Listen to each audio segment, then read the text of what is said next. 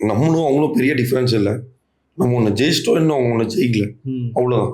So ரொம்ப டிஃப்ரென்ஸ்லாம் கிடையாது. But நம்ம இந்த மேட்ச் வின் பண்ணனால இந்த மொமெண்டம் கேரி அவுட் பண்ண ட்ரை பண்ணுவோம், அவ்வளோதான். ஹோம் கிரவுண்டுங்கிறனால இன்னும் சப்போர்ட் கொஞ்சம் அதிகமாக இருக்கும். நான் சொன்ன மாதிரி தான் சப்போர்ட் இருக்கும். பட் ஆப்போனன்ட் நல்லா இருந்தாலும் அவங்களுக்கும் சப்போர்ட் இருக்கும். ஸோ கண்டிப்பாக இந்த மொமெண்டம் கேரி அவுட் பண்ண ஒரு மெயின் ரீசனாக என்ன இருக்குன்னு பார்த்தீங்கன்னா, நம்ம ஓவர்டனை பற்றி பேசணும், சஞ்சு சாம்சன் பற்றி பேசணும், பட் வந்து என்ன ஆயுஷ் மாத்திரையோட 50 பற்றி பேசணும். இந்த சர்ஃப்ராஸ் கானோட ஃபீல்டிங் எஃபர்ட்டு, நூறு அவரோட ஃபீல்டிங் எஃபர்ட்டு, நம்ம டீமில் அந்த மாதிரி நேற்று வந்து ஃபீல்டிங்கில் பறந்த எல்லாருமே வந்து சும்மாலாம் கிடையாது. மேட்ச் ஜெயிக்கணும், என்னால் என்ன முடியுமோ நான் பண்ணுவேன். திடீர்னு சர்ஃப்ராஸ் கான் வந்து பார்த்தீங்கன்னா பேராசூட் போட்டு போகிற மாதிரி தமால்னு விழுந்தாரு. நம்ம சிங்குக்கு ஒரே ஹாப்பி, இன்னும் டெபியூவில் பால் போடுறேன், நம்ம சர்ஃப்ராஸ் கான் வேற பேராசூட்டில் பறந்துட்டு இருக்காருன்னு.